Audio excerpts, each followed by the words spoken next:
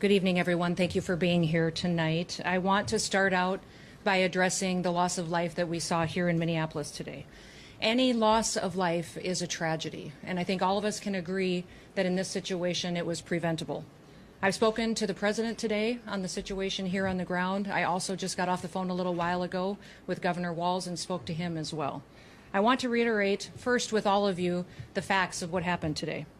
At 10:25 a.m. Central Time, Immigration and Customs Enforcement were carrying out lawful operations here in Minneapolis.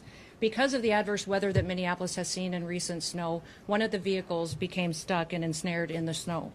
Law enforcement were attempting to push out this vehicle, and when a mob of agitators that were harassing them all day began blocking them in, shouting at them, and impeding law enforcement operations. ICE officers and agents approached the vehicle of the individual in question, who was blocking the officers in with her vehicle, and she had been stalking and impeding their work all throughout the day.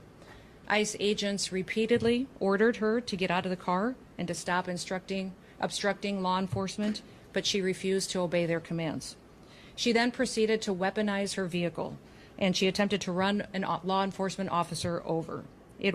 This appears as an attempt to kill or to cause bodily harm to agents, an act of domestic terrorism. The ICE officer, fearing for his life and the other officers around him and the safety of the public, fired defensive shots. He used his training to save his own life and that of his colleagues.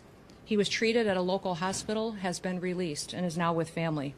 I encourage the American people at this point in time to pray for him, but also to pray for the deceased's family and her loved ones. Today alone in this country, there have been 4 different domestic terrorist attacks on federal officers by the ramming of vehicles. 3 of them happened here in Minneapolis. We've seen over 100 of these vehicle rammings happen in just recent weeks, and this must stop. ICE alone is facing a 1,300% increase in assaults against them and an 8,000% increase in death threats against all of them. In fact, the very same officer who was attacked today had previously been dragged by an anti-ICE rioter who had rammed him with a car and drug him back in June. He sustained injuries at that time as well. And let me remind you why we're all here in this city today and why we've been here. In communities across this country and here in Minneapolis, we're just enforcing the laws that we have in this country.